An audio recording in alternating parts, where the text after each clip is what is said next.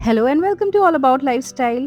Guys, I never underestimate the power of small details जिसकी वजह से आपका घर ऑर्गेनाइज्ड और स्टाइलिश रहता है। तो आज हम कुछ उन्हीं डिटेल्स की बात करेंगे। Also guys, I'm back with your favorite finds. Yes, Meesho finds की भी आज हम बात करेंगे। In last video, I shared this clip and many people found it interesting just because this drawer was full of my jewelry. तो आज मैं share करने वाली हूँ कुछ ऐसे hacks and organizers to organize your jewelry. अगर आप भी एक jewelry addict हैं तो आपके लिए बेस्ट आइडियाज होंगे। I've got this मिठाई बॉक्स जिसपे मैंने ना कप्स स्टिक कर लिए और इनके अंदर रख रही हूँ मैं इयररिंग्स, नहीं तो आप ब्रेसलेट्स, रिंग्स जो भी आप रखना चाहते हैं वो इजीली इसमें फिट हो जाएगा और ये काफ़ी कमाल का आइडिया है। इसे और एस्थेटिक बना सकते हैं अगर आपके पास वाइट बॉक्सेस हो तो। Now I am going to use these crates जिसमें ना ये डिविजन्स बने हुए हैं। ये इट कम्स विद कंपार्टमेंट्स, तो इसमें ब्रेसलेट्स रखना काफ़ी ईजी हो जाता है और ये दिखती भी हैं। तो मैं एक के ऊपर एक स्टैक नहीं कर रही हूँ, बस ऐसे ही रखती जा रही हूँ ताकि ये विजिबल रहे। एक के ऊपर एक स्टैक करने से ये दिखती नहीं है। And I want to use this whole drawer for my jewellery only, और जो उसका साइड वाला ड्रॉर है वो भी ज्वेलरी के लिए, बट अभी मैं आपके साथ यही शेयर कर रही हूँ। Then for organising some more earrings I got that box, again it's from Meesho. और ये वाला ऑर्गेनाइजर तो देखो कितना एस्थेटिक है, इसमें सारे साइजेस भी अवेलेबल है, क्वालिटी तो इतनी अच्छी है कि पूछो ही नहीं।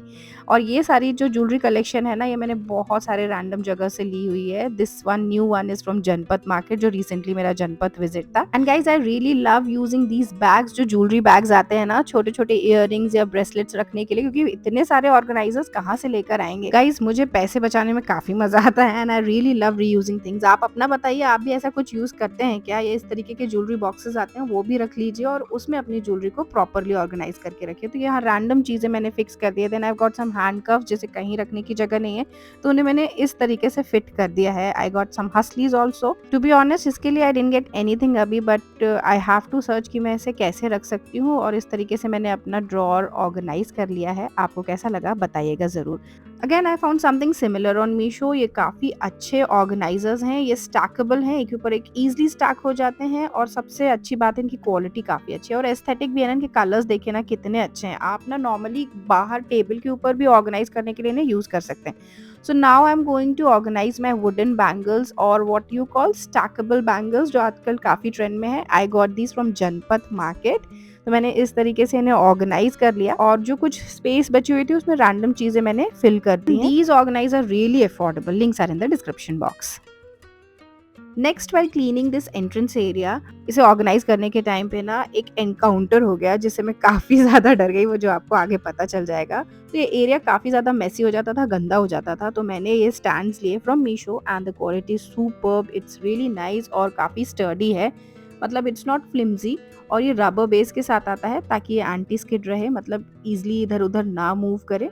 और इस तरीके से आप रबर लगा सकते हैं। 4 का सेट है, आई थिंक 500 समथिंग में। Link is in the description box. और अब हम यहाँ ऑर्गेनाइज, अब यहाँ देखिए आप, दैट वाज इट। ये एक्चुअली लिजर्ड थी जिसकी वजह से मैं काफी ज्यादा डर गई थी। आप लोगों को भी डर लगता है क्या लिजर्ड से? मुझे बताइएगा। तो भाई then my husband came to the rescue, बाकी की क्लीनिंग उन्होंने ही की और उसके बाद ये प्लांट्स की कटिंग वगैरह है वो भी उन्होंने ही करके दे दी। टू बी ऑनेस्ट, मैं ना प्लांट्स का केयर एंड मेंटेनेंस बहुत ही कम कर पाती हूँ। All the lush and green plants you see in my house is just because of my husband. उनकी वजह से ही सब कुछ पॉसिबल है। और उसके बाद हमने ना क्लीनिंग करके ये स्टैंड्स रख दिए हैं। अब इसके ऊपर हम सारे प्लांट्स रखने वाले हैं। इन स्टैंड की वजह से क्या होगा, नीचे क्लीनिंग करना काफी ईजी हो जाएगा, चाहे मॉपिंग करना हो या स्वीपिंग, सब कुछ ईजी है।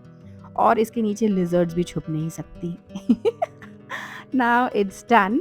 और इसके बाद बची हुई क्लीनिंग मैंने की, लीव्स को क्लीन कर दिया। लीव्स की ना डस्ट रिमूव करना इज वेरी इंपॉर्टेंट, तभी अच्छे से ये ब्रीथ कर पाते हैं और ये जो फोटोसिंथेसिस वगैरह है वो हो पाता है इनका, क्योंकि डस्ट की वजह से ना बहुत सारा जो इनका जो ग्रोथ है वो हिंडर करता है। So better you avoid accumulating dust on your leaves. उन्हें क्लीन और फ्रेश रखिए और देखिए कितना डिफरेंस आ गया just because of these stands.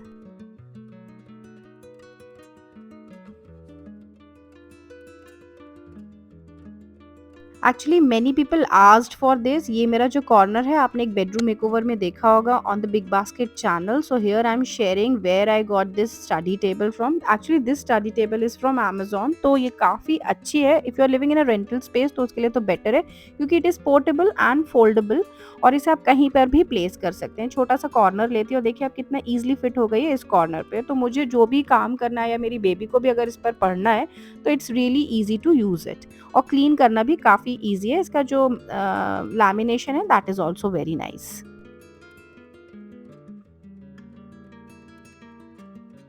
I told you guys there are some hacks in DIYs as well. तो सबसे पहला आइडिया है इन सीरीज से। सो बेसिकली व्हाट हैपेंस, जब भी मैं कोई भी आइडिया शेयर करती हूँ तो कमेंट सेक्शन में मुझे बहुत सारे लोग पूछते हैं कि इससे कुछ बता दीजिए या कोई बॉक्स से बता दीजिए। So many people asked how to reuse series, old series. तो यहाँ पे मैंने क्या किया, सीडी के ऊपर मूंज रोप स्टिक कर दी। इफ यू डोंट हैव मूंज रोप, बिकॉज मूंज rope is not easily available and it is very expensive, तो आप जूट रोप यूज कर सकते हैं और उसके बाद उससे पूरा स्टिक करना है with the help of hot glue gun, और आपके पास एक कमाल का कोस्टर रेडी होगा, जो केन कोस्टर्स आजकल चल रहे हैं।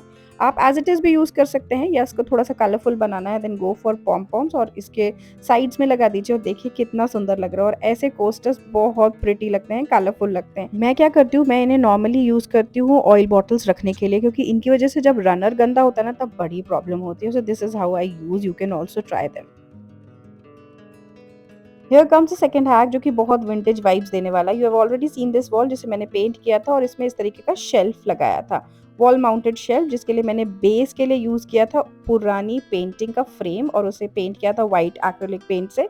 आप इसे कलरफुल भी बना सकते हैं, कोई भी एक्रिलिक पेंट यूज कर सकते हैं। तो इसका टॉप तो मैंने पेंट कर लिया, लेकिन बैक साइड क्या वो तो ऐसे ही रह गया, बट इसे भी कवर करेंगे हम। देखिए क्या यूज कर रही हूँ मैं। So you can use your scarf और एनी दुपट्टा जो कि थोड़ा सा एस्थेटिक लगता हो, कलरफुल हो, जो विंटेज वाइब्स देगा, जैसे कि हम पुराने टाइम पे स्टाइल करते थे। आपके भी घरों में आई थिंक ऐसा होता होगा कि हम चीज़ों को ढक कर रखते थे, कवर करके रखते थे, और ये बहुत ही प्रिटी लगता है। Oh guys, this is just the best thing I found on Meesho. ये है वुडन स्टैंड, जो कि 3 tier स्टैंड है। कितना प्रिटी है, बहुत सारे फॉर्म में यूज किया जा सकता है। तो मैं तो वैसे ही इंटीरियर स्टाइलिस्ट हूँ and I love decorating things, तो आपने देख ही लिया इसे मैंने कैसे यूज किया है।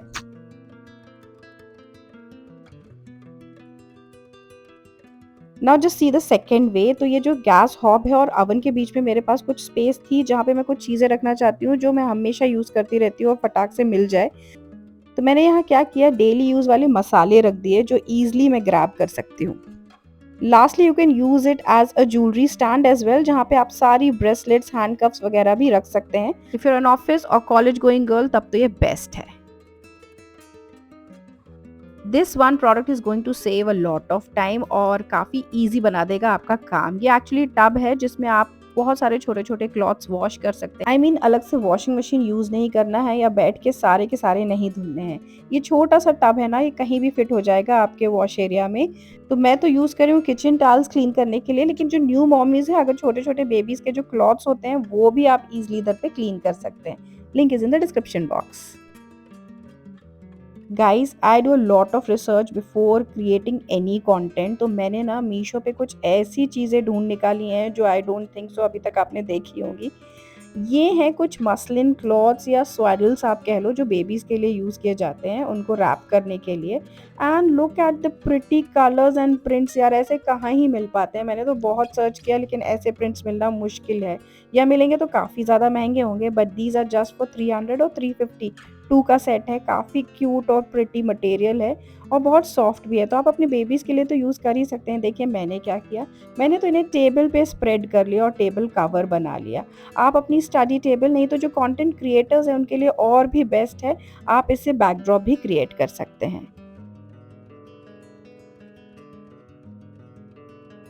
Now just see how I use the second one. You have already seen this Ratan chair जिसके बहुत सारे fans हैं and people keep on asking कहाँ से ली। This is from Amazon, but इसे aesthetic बनाने के लिए, हमेशा white color को बचाने के लिए I spread something over it। तो अभी फिलहाल के लिए I have put this cover जो कि बहुत pretty लग रहा है।